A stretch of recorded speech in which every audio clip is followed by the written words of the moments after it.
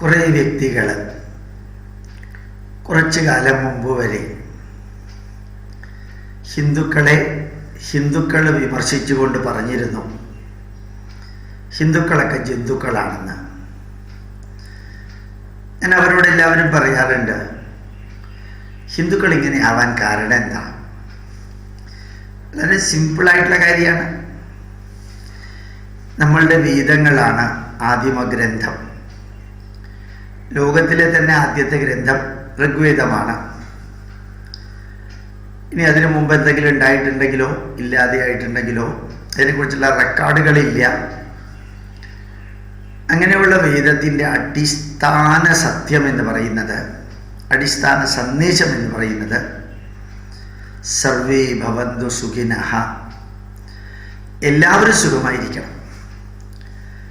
എല്ലാവരും സുഖമായിരിക്കണം എന്ന് പറയുമ്പോൾ എൻ്റെ വീക്ഷണമുള്ളവർ, എൻ്റെ ദൈവത്തെ ആരാധിക്കുന്നവർ, എൻ്റെ ആചാരങ്ങൾ അനുഷ്ഠിക്കുന്നവർ, എൻ്റെ വിശ്വാസങ്ങൾ വെച്ച് പുലർത്തുന്നവർ, എൻ്റെ പുസ്തകം മാത്രം വായിക്കുന്നവർ എന്നുള്ള അർത്ഥം അതിനില്ലേ ഇല്ലല്ലോ. എല്ലാവരും എന്ന് പറഞ്ഞാൽ ഏത് ഈശ്വരനെ ആരാധിച്ചാലും, ഏത് പുസ്തകം വായിച്ചാലും, ഏത് ആചാരങ്ങൾ അനുഷ്ഠിച്ചാലും, ഏത് തരത്തിലുള്ള കർമ്മത്തിലൂടെ പോയാലും എല്ലാവരും സുഖമായിരിക്കണം. അവനവൻ ചെയ്യുന്ന ദുഷ്കർമ്മത്തിന് അവനവൻ അനുഭവിക്കണം, അവനവൻ ചെയ്യുന്ന സത്കർമ്മത്തിനും അവനവൻ അനുഭവിക്കാനുള്ള ഭാഗ്യം, വിധി ഉണ്ടാവും. പക്ഷെ നമ്മൾ പ്രാർത്ഥിക്കുന്നത് എന്താ? ഞാൻ മാത്രം സുഖമായിരിക്കണം എന്നല്ല. സർവേ ഭവന്തു സുഖിനഃ, എൻ്റെ വിശ്വാസത്തിലേക്ക് വന്നവര് സുഖമായിരിക്കണം എന്നല്ല. സർവേ സന്തു നിരാമയ, എല്ലാവരും ആരോഗ്യമുള്ളവരായിരിക്കണം. സർവേ ഭദ്രാണി പശ്യന്തു, എല്ലാവരും മംഗളകരമായ ജീവിതം നയിക്കുന്നവരാവണം. മാ കശ്ചിത് ദുഃഖഭാഗ് ഭവേത്, ഒരാളും എൻ്റെ ശത്രുവായാൽ പോലും, ശരിക്ക് നമ്മുടെ വേദത്തിൽ പറയുന്ന തസ്കരാണാം പദയേ നമോ നമോ, ഇവൻ കള്ളന്മാർ പോലും ജീവിക്കാൻ വേണ്ടിയാണ് കള്ളത്തരം ചെയ്യുന്നത്. അതുകൊണ്ട് അതിനെ സമൂഹത്തിൽ ന്യായീകരിക്കേണ്ട. പക്ഷേ അവൻ പോലും സുഖമായിരിക്കണം. സമശത്രൗച മിത്രയിച്ച, ശത്രുവായാലും മിത്രമായാലും, തഥാ മാന അപമാനയോ, എന്നെ നല്ലത് പറഞ്ഞവരും എന്നെ ചീത്ത പറഞ്ഞവരും, ശീത ഉഷ്ണ, നല്ല ചൂടുള്ള സമയത്തും തണുപ്പുള്ള സമയത്തും, സുഖ ദുഃഖേഷു, എനിക്ക് സുഖമുണ്ടാക്കിയവരും ദുഃഖമുണ്ടാക്കിയവരും, അവരെല്ലാം സമസംഗ വിവർജിത, അവരോടൊന്നും എനിക്ക് ബോണ്ടേജ് ഇല്ലാത്ത രീതിയിൽ, വാശിയില്ല, പകയില്ല, അസൂയയില്ല, ഒന്നും ഇല്ലാത്തൊരവസ്ഥ. തുല്യനിന്ദാ സ്തുതിർ മൗനി സന്തുഷ്ടോ ഏന കേനചിത് അനികേത സ്ഥിതമതിർ ഭക്തിമാൻ മേ പ്രിയോ നഃ, നല്ലത് പറഞ്ഞവനും ചീത്ത പറഞ്ഞവനോടൊക്കെ ഒരേ വീക്ഷണം ഉണ്ടാവണം. ഇതാണ് അപ്ലൈഡ് മാനേജ്മെന്റ്, ലൈഫ് മാനേജ്മെന്റ്. ഇത് ഭഗവത്ഗീതയിൽ പറഞ്ഞിരിക്കുന്ന വരിയ, വേദത്തിൽ പറഞ്ഞിരിക്കുന്നതാണ്. ഞാൻ കുറച്ചു മുമ്പ് പറഞ്ഞത്, എല്ലാവരും സുഖമായിരിക്കണം. എല്ലാവരും മാ കശ്ചിത് ദുഃഖഭാഗ് ഭവേത്, ഒരാളും ഒരിക്കലും ദുഃഖം അനുഭവിക്കുന്നവരായിട്ടുണ്ടാവരുത്. അപ്പോൾ എൻ്റെ മതം, എൻ്റെ പുസ്തകം, എൻ്റെ രീതി, എൻ്റെ വീക്ഷണം, എൻ്റെ തായിട്ടുള്ളത് നിങ്ങൾ സ്വീകരിച്ചാൽ നിങ്ങൾ സുഖമായിരിക്കണം. എൻ്റെ ദൈവമാണ് നിങ്ങളെ രക്ഷിക്കാനുള്ളത്, അതുകൊണ്ട് നിങ്ങൾ എന്നിലേക്ക് വരണം. ഇത് സെമറ്റിക് മതങ്ങളുടെ ക്രൂരതയാണ്. ഞാൻ കഴിക്കുന്ന ഭക്ഷണം നീ കഴിക്കണം, ഞാൻ ഇടുന്ന ഡ്രസ്സ് നീ ഇടണം, ഞാൻ പോകുന്ന വാഹനത്തെ പോലെയുള്ള വാഹനത്തിൽ നീ പോകണം, എനിക്കിഷ്ടമുള്ള പാട്ട് നീ കേൾക്കണം, എനിക്കിഷ്ടമുള്ള സിനിമ നീ കാണണം, എനിക്കിഷ്ടമുള്ള പോലെ ഞാൻ വീട് വയ്ക്കുന്നത് പോലെ നീ വീട് വയ്ക്കണം, എന്നാലേ നിനക്ക് സ്വർഗത്തിലേക്ക് പോകാൻ പറ്റുള്ളൂ. എന്തൊരു വിചിത്രമായിട്ടുള്ള ചിന്താധാരയല്ലേ? അതുകൊണ്ട് പല വീക്ഷണങ്ങളുണ്ടാവണം. വിശ്വം ഭവതി ഏകനീഢം, ഈ ലോകം ഒരു പക്ഷിക്കൂട് മാതിരിയാണ്. ആ പക്ഷിക്കൂടിൻ്റെ പ്രത്യേകത എന്താണെന്നറിയാം? ഒരു പക്ഷിയാണ് പക്ഷിക്കൂട് ഉണ്ടാക്കുന്നതെങ്കിലും എല്ലാ പക്ഷികൾക്കും വന്നിരിക്കാവുന്ന ഒരു കൂട് മാതിരി ആയിരിക്കണം എന്ന് വേദം പറയുന്നു. വിശ്വം ഭവതി ഏകനീഢം, അയം മാതാ പൃഥ്വീ പുത്രോഹം പൃഥിവ്യ, ഈ ഭൂമി എൻ്റെ മാതാവാണ്, ഞാൻ ഭൂമിയുടെ പുത്രനാണ്. ഈ ഞാനാരാ? അതിൽ ഹിന്ദുവും പെടും, ക്രിസ്ത്യാനിയും പെടും, മുസ്ലിമും പെടും, എല്ലാവരും പെടും, എല്ലാവരും അതിൽ പെടുന്നുണ്ട്. അതാണ് നമ്മുടെ പ്രത്യേകത. ഈ ഭൂമി എൻ്റെ അമ്മ, ഞാൻ ഭൂമിയുടെ മകൻ.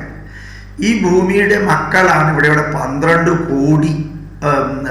ലക്ഷം തരത്തിലുള്ള ജീവജാലങ്ങളും മനുഷ്യൻ മാത്രമല്ല.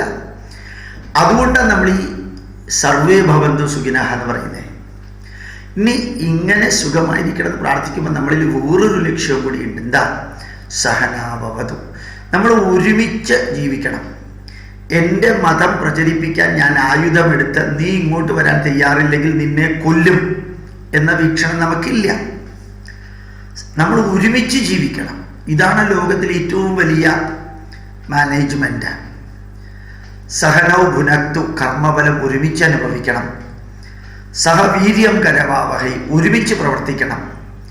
തേജസ്വിനാവധീതമസ്തു, അപ്രകാരം തേജസ്വികളാകണം. മാ വിദ്വിഷാവഹൈ, ഒരിക്കലും വിദ്വേഷം ഉണ്ടാവരുത്. ഇത് നല്ല ഒരു സന്ദേശം നോക്കാം. ഒരു വിദ്വേഷവും നമുക്ക് ഉണ്ടാവരുത്. ഇത് പ്രാർത്ഥന വേദത്തിലുള്ളതാണ്. ഇത് പിന്നീട് വന്ന മതാചാര്യന്മാരുണ്ടാക്കിയതല്ല. അനാദിയായ വേദം എന്ന് എഴുതിയെന്ന് പോലും കൃത്യമായിട്ട് അറിഞ്ഞൂട. അപൗരുഷേയമായ വേദം മനുഷ്യരാൽ അസാധ്യമായിട്ടുള്ള മന്ത്രങ്ങളെ കറക്റ്റായിട്ട് എഴുതിയവരാണ് മന്ത്രദ്രഷ്ടാക്കളായ ഋഷിവര്യന്മാര്. അവരുടെ പേരൊക്കെ വേദത്തിൽ തന്നെ ഉണ്ട്. ആരെഴുതി എന്നുള്ളതിന് സംശയമൊന്നുമില്ല. കൃത്യമായിട്ട് അവരുടെ പേരുണ്ട്. അങ്ങനെ എഴുതിയ വേദത്തിൻ്റെ സന്ദേശമാണ് ലോകാ സമസ്ത സുഖിനോ ഭവന്തു. നമ്മൾ ഒരിക്കലും പറഞ്ഞില്ലല്ലോ ഭാരതീയാഹ സമസ്ത സുഖിനോ ഭവന്തു എന്ന്. നമ്മൾ ഒരിക്കലും പറഞ്ഞില്ലല്ലോ ഹൈന്ദവാഹ സമസ്ത സുഖിനോ ഭവന്തു എന്ന്. എന്തേ പറയാതിരിക്കാൻ കാരണം? വേദ സന്ദേശം നമ്മളോട് പറയുന്നത് സർവേ ഭവന്തു സുഖിനഃ എന്നാണ്. എല്ലാവരും സുഖമായിരിക്കണം. ഈ ഒരു വീക്ഷണമാണ് മിനിമം കഴിഞ്ഞ 500 തലമുറകളായിട്ട് നമ്മളുടെ രക്തത്തിലുള്ളത്. അത് നമ്മുടെ ജീൻസിലുള്ളതാണ്, DNA-യിലുള്ളതാണ്. അതുകൊണ്ടാണ് ഹിന്ദുക്കൾ മതം മാറുമ്പോൾ ഹിന്ദുക്കൾ പ്രതികരിക്കാത്തത്. അവരെവിടെയെങ്കിലും പോയി സുഖമായിട്ട് ജീവിക്കട്ടെ എന്ന് നമുക്ക് ധാരണ വരാൻ കാരണം അതാണ്. നമ്മൾ ഏത് തരത്തിലുള്ള ചിന്തകൾ നമ്മളുടെ മേൽ അടിച്ചേൽപ്പിച്ചാലും നമ്മൾ എതിർക്കാതിരിക്കാൻ കാരണം അതിനകത്തും നന്മകളുണ്ട് എന്ന് ധരിച്ചിട്ടാണ്. ശരിക്ക് മാക്സ് മുള്ളർ ഋഗ്വേദത്തിന് ശരിക്കും വളരെ വികൃതമായ തെറ്റായിട്ടുള്ള വ്യാഖ്യാനം എഴുതി മെക്കോളയുടെ നിർദ്ദേശത്തിൽ ഒരു പേജ് മിസ്ഇൻറ്റർപ്രറ്റ് ചെയ്യാൻ 5 പൗണ്ട് വെച്ച് കൂലി വാങ്ങിച്ചിട്ടാണ് മാക്സ് മുള്ളർ ചെയ്തത്. മിസ്ഇൻറ്റർപ്രറ്റ് ചെയ്യാൻ. അത് അദ്ദേഹത്തിൻ്റെ ഭാര്യയ്ക്ക് എഴുതുന്നുമുണ്ട് മാക്സ് മുള്ളർ. എന്നിട്ട് ഇത്ര വികൃതമായിട്ടുള്ള മിസ്ഇൻറ്റർപ്രിട്ടേഷൻ വേദ പണ്ഡിതന്മാരെ കാണിച്ചപ്പോൾ അവർ പറഞ്ഞു ഇതൊന്നുമല്ല വേദത്തിൻ്റെ അർത്ഥം. വേദത്തിന് ആധ്യാത്മിക, ആദിഭൗതിക, അതിദേവത അർത്ഥങ്ങളുണ്ട്. 3 തരത്തിലുള്ള അർത്ഥമുണ്ട്. ആധ്യാത്മിക അർത്ഥമുണ്ട്, അതിഭൗതിക അർത്ഥമുണ്ട്, അതിദേവത അർത്ഥമുണ്ട്. ഈ അർത്ഥങ്ങളൊന്നും നിങ്ങൾ ഈ ദുർവ്യാഖ്യാനം ചെയ്തതിലില്ല. അപ്പോൾ മാക്സ് മുള്ളർ ഇത്ര ശാന്തമായിട്ട് വേദപണ്ഡിതന്മാർ പ്രതികരിച്ചത് കണ്ടപ്പോൾ അപ്പം ഞാനിത് ശരിക്കും എഴുതിയിട്ട് കൊണ്ടുവന്നാൽ നിങ്ങൾ നോക്കുമോ, ഇത് ഞാൻ നശിപ്പിക്കാം, ഇത് ഞാൻ കത്തിച്ച് കളയാമെന്ന് പറഞ്ഞു. അപ്പോൾ വേദപണ്ഡിതന്മാർ പറഞ്ഞത് ഇത് കത്തിച്ച് കളയണ്ട, അതങ്ങനെ തന്നെ ഇരിക്കട്ടെ, എന്തിനാ കത്തിച്ച് കളയുന്നത്? അപ്പോൾ മിസ്ഇൻറ്റർപ്രിട്ടേഷൻ പോലും സ്വാഗതം ചെയ്തൊരു സംസ്കാരമാണ് നമ്മുടേത്. നമ്മുടെ ഭവിഷ്യപുരാണത്തിലെ യേശുക്രിസ്തുവിനെ കുറിച്ചും മുഹമ്മദ് നബിയെക്കുറിച്ചും കൽക്കട്ടയെക്കുറിച്ചും ഗരുഡന്മാരെക്കുറിച്ചും ഇംഗ്ലീഷുകാരെ കുറിച്ചൊക്കെ പറയുന്നുണ്ട്. ശരിക്കും രവിവാരേച്ച സൺഡേച്ച ഫാൽഗുനേ ചൈവ ഫെബ്രുവരി ഷഷ്ടിശ്ച 60 ചൈവ ഏതത് ഉദാഹരണം ഈദൃശം. രവിവാരേച്ച സൺഡേച്ച, രവിവാരം ഞായറാഴ്ചക്ക് സൺഡേ എന്നാ പറയാം. ഫാൽഗുനേ ചൈവ ഫെബ്രുവരി, ഫാൽഗുന മാസത്തിന് ഫെബ്രുവരി എന്നാ പറയാം. ഷഷ്ടിശ്ച 60 ചൈവ, 60-ന് 60 എന്നാ പറയാം. ഈ ഇംഗ്ലീഷുകാരെ കുറിച്ചൊക്കെ പറയുന്നത് നമ്മളുടെ ഭവിഷ്യപുരാണത്തിൽ ഈ ഔറംഗസീബിന് കുറേ ഭാര്യമാരുണ്ട്, കുറേ മക്കളുണ്ട്. അതിലെ ഒരു മകളെ വിവാഹം കഴിച്ചത് വേദം പഠിച്ച വാമന ശാസ്ത്രി എന്ന് പറഞ്ഞാൽ മതം മാറിയിട്ട് മുസ്ലിമായിട്ടാണ്. അയാൾക്ക് സംസ്കൃതം നല്ലോണം അറിയാം. അയാളും ബാക്കിയുള്ളവരുമാണ് ഈ ഭവിഷ്യപുരാണത്തിൽ പലതും കുത്തിച്ചേർത്തത്. ഭവിഷ്യപുരാണത്തിലെ ഒറിജിനൽ പുരാണത്തിൽ അതൊന്നുമില്ല. ഭവിഷ്യപുരാണം എഴുതിയിരിക്കുന്ന BC-യിലാണ്. അവരെങ്ങനെയാണ് യേശുക്രിസ്തുവിനെ കുറിച്ച് എഴുതുക? എങ്ങനെയാ മഹാമദീയ ഇതിഖ്യാത എന്നൊക്കെ പറഞ്ഞ് മുഹമ്മദിനെ കുറിച്ച് എഴുതുക? എങ്ങനെയാ കൽക്കട്ടയെ കുറിച്ച് എഴുതുക? ഡൽഹിക്ക് ഭവിഷ്യപുരാണത്തിൽ ദഹലി എന്നാണ് പറഞ്ഞിരിക്കുന്നത്. മുഖിലന്മാരെന്നാണ് മുഗളന്മാർക്ക് പറഞ്ഞിരിക്കുന്നത്. അതൊക്കെ ആ പുസ്തകത്തിൽ അതേപോലെ ഇപ്പോഴും ഉണ്ട്. അപ്പോൾ യഥാർത്ഥത്തിൽ അതൊക്കെ എഴുതി ചേർത്തപ്പോഴും നമ്മൾ പ്രതികരിച്ചില്ല, മുദ്രാവാക്യങ്ങൾ വിളിച്ചില്ല, ചേർത്തവരെ കൊന്ന് കൊല വിളിച്ചില്ല. എന്താ കാരണം? നമ്മളുടെ അടിസ്ഥാന സന്ദേശം എന്ന് പറയുന്നത് എല്ലാത്തിനും നന്മയുണ്ട്, അതൊക്കെ എടുക്കാമെന്നുള്ളതാണ്. എൻ്റേതിൽ മാത്രം ഞാൻ വിശ്വസിക്കുന്നതിൽ മാത്രം. ഇത് നമ്മളുടെ ധാരണയുടെ ഭാഗമേ അല്ല.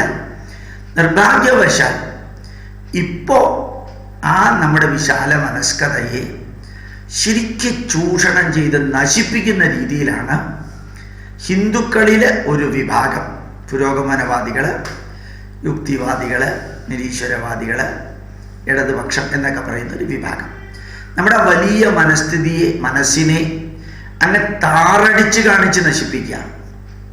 ഒരു വിഭാഗം ക്രിസ്ത്യാനികൾ, ഒരാൾ പറയുകയുണ്ടായി 2% ക്രിസ്ത്യാനികളല്ലേ ഉള്ളൂ എന്ന്.